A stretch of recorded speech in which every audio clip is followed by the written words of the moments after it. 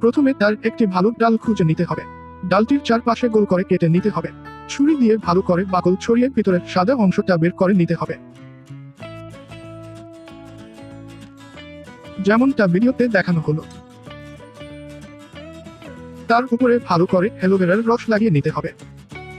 একটা 250 মিলি প্লাস্টিকের গ্লাস কেটে গাছের কাটা অংশের উপর ব্ল্যাক টেপ দিয়ে ভালো করে লাগিয়ে নিতে হবে। এবার নারকেলের ছোবা সার বা গোবর সার দিয়ে করে দিতে হবে। নিয়মিত জল দিতে হবে।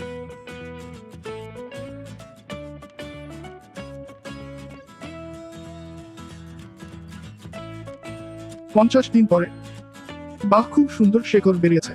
এবার সাবধানে কেটে টবের মধ্যে বা সরাসরি মাটিতে পুঁতে ভালো করে জল দিতে হবে।